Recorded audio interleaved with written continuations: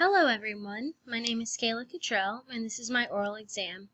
I will be discussing the multicultural gifted education objectives that I feel I have met, my future plans, implementing multi-education into my classroom and my school, and finally, I will discuss organizations that promote awareness of and effectiveness in addressing the concerns of this course in relation to gender, race, and socioeconomic status. The first objective that I will be discussing is to recognize prejudice and oppressive institutional structures in education that marginalize gifted students from culturally diverse backgrounds, specifically race, class, gender, and language issues. Ford has said that there is a love-hate relationship between society and gifted programs. Society loves the benefits that gifted programs offer, but dislikes the elitist air that gifted programs are perceived to give off. While this is certainly an issue worth prolonged discussion and lengthy case studies, so is the disparaging number of minorities, females, and English language learners who are left out of gifted programs due to societal stereotypes, a lack of well-educated teachers, and a system that is still struggling to rid itself of the racist and prejudicial ideologies it was founded in. Before taking this course, I was unaware that prejudice were still in effect, that racism was institutionalized, and that minorities were excluded from the education they deserved, due to teacher, administration, and systematic biases. Furthermore, I would have never guessed that we were aware of these unjust events and simply overlooked them.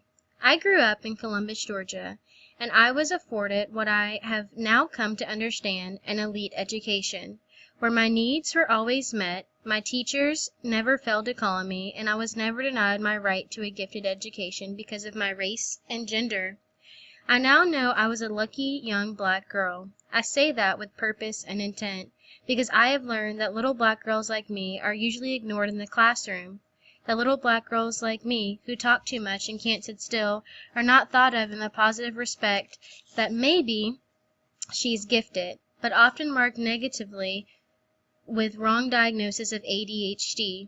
Little black girls like me are not supposed to have both a mommy and a daddy at home. Little black girls like me aren't supposed to pass the entrance exams that give no thought to cultural differences, whether the content relates to all testers, or whether the test truly measured my gifted abilities in the right way. In recognizing the prejudices and oppressive institutional structures that marginalizes minority gifted students, I realized I fell on the wrong side of the margin. The institutionalized structures were never made for little black girls like me to enter. I chose to include a picture of Ruby Bridges being escorted by U.S. Marshals to and from school in the 1960s. She was the first black child to desegregate a school in New Orleans. I feel that while we no longer need marshals to escort minorities or ESL students to school, we need educated teachers to get them past stigmas and other stereotypes into gifted programs like they deserve. So who then does this system serve? All students are presented with homogeneized curriculum, one that is most likely to meet the academic, intellectual, and effective interest of white students, especially those in upper income and socioeconomic brackets for 2011. An 8th grade male implored, "You get tired of learning about the same white people and the same things.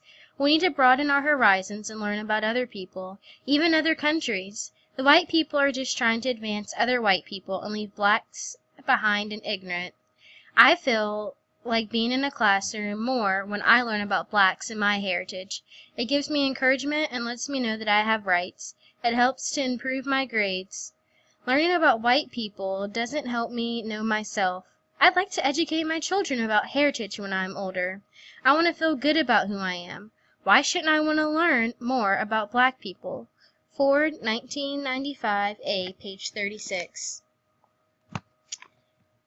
Surely, if students notice this injustice, teachers, administrators, and other education officials do too. Objective number 2. To demonstrate cultural competence and working with gifted students from diverse backgrounds. I think in order to successfully meet this objective, we must first define culture. Culture, according to Webster, is an integrated pattern of human knowledge, belief, and behavior that depends upon the capacity for learning and transmitting knowledge to succeeding generations, or the norms and traits that are customary to a specific race, religion, or social group. In other words, culture is an evolving way of life that differs from student to student, even if they share the same race, religion, or socioeconomic class. Culture is how they perceive their surroundings and experience. Culture is what every teacher must be aware of and prepared to adapt and to accommodate for. It can no longer be a buzzword, but a word that we take seriously and act on daily in our classroom. Cultural competency will not just happen. It will take intentional effort on the part of the teacher and administration. Ford suggests that for schools to provide a cultural responsive environment, they must do the following things. They must recruit and retain a more racially and culturally different teaching force in gifted education AP classes. Essentially, they must hire more teachers that aren't white. They must make curricular changes relative to goals, content, and processes. They must adopt culturally sensitive instruments for the equitable identification and assessment of RCD students. They must provide ongoing preparation of multicultural education for teachers and school personnel, including multicultural resources, multicultural professional development, and consultants. And they must perform ongoing evaluations of the status of multicultural education, or lack thereof.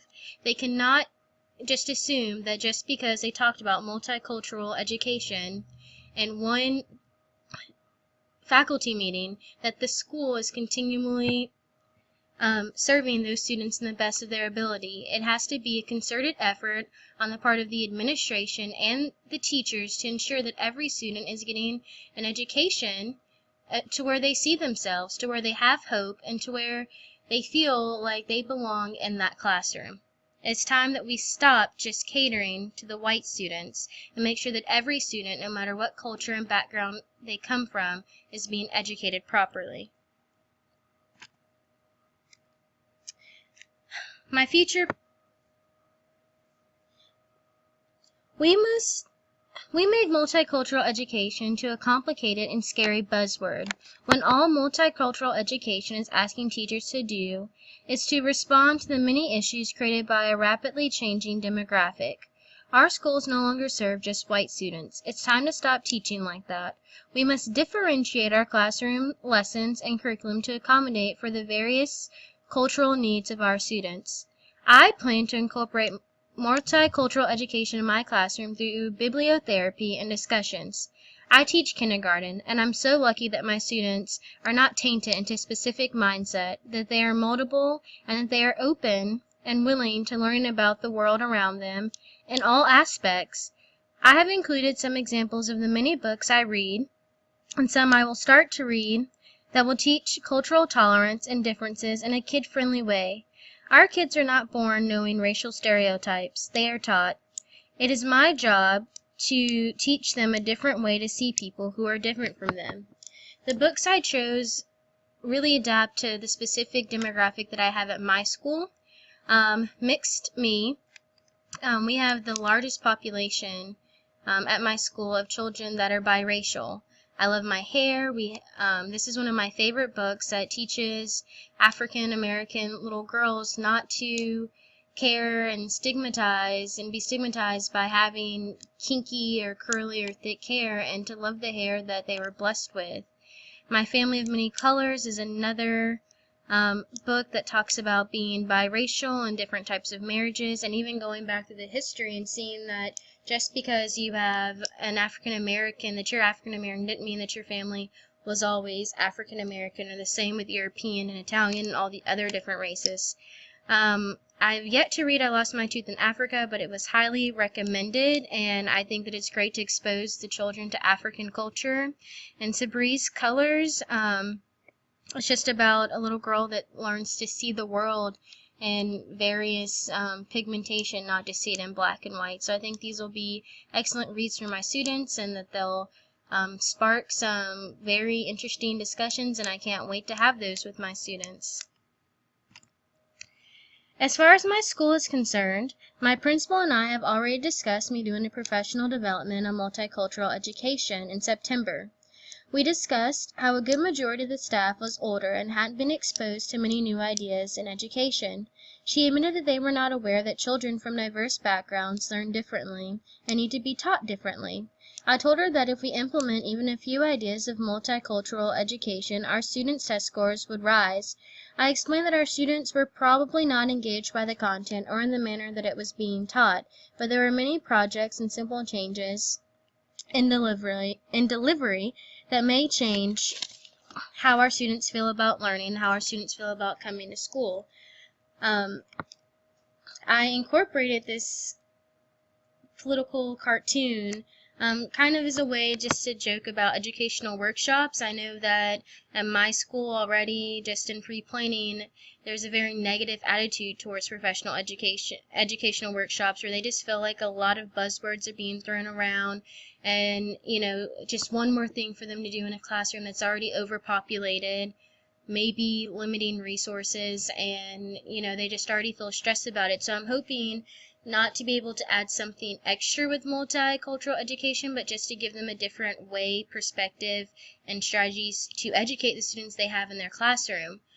I'm a little bit nervous about doing this professional development. I'm the youngest teacher by 4 years, which is not a lot. That's just the next youngest, but up until then, well, after that, it's a 10-year gap, and I'm also the new hire, so I'm not trying to rock the boat, but I believe after this course that multicultural education is so very important to our students, and it can really change, their lives and what they think about themselves and education and their cultural identity.